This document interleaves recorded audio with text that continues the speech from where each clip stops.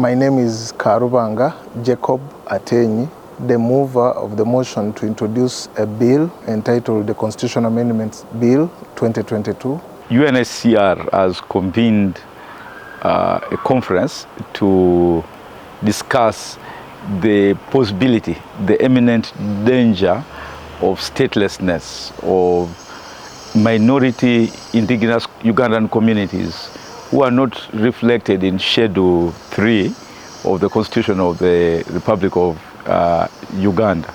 I am a Mochingwe. We are a minority and we come from the lake side of the Western Uganda. I represent the Marogoi Community Association in Uganda. Naitwa Kumanya Edina, ni chairperson wa 𝘍𝙤𝙤𝙯𝙯𝙯𝙯 Nangoma Sub-County. Mimi nimekuja hapa kuwakilisha kabila la Bahaya. My name is Kitala Moses. I represent a community from the eastern region, Mount Elgon, called Mosopisyek. The only thing I want is being included in the Constitution. Being part of the Constitution helps someone to feel like they have where they belong, they have an originality. Mimi ningeomba tupewe upendeleo wa wabunge. Tupate MP. Wakilishe hivi vinani haya makabila madogo madogo ambayo hayajulikani ili yaweze kwenda kwa kasi. Maka akileta bungeni, mimi najua kila kitu kitaenda kasi. We petitioned in the 9th Parliament. We also petitioned in the 10th Parliament and also 11th Parliament. We are there and it is not settled.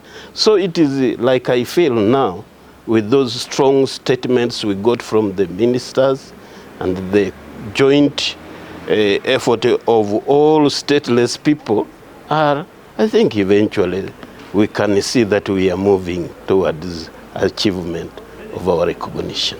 Everybody should be fundamentally concerned about the fear, or about being stateless, because it's a very fluid and legal concept that can catch up with any person. This is a demand from bona fide Ugandan citizens who were left out of the third schedule, appealing to government to consider them.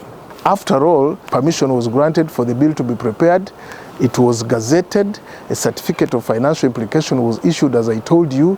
It was even read for the first time, but only stood over because we needed to include the other proposed constitutional amendments, which may not come so soon, and yet these people are suffering.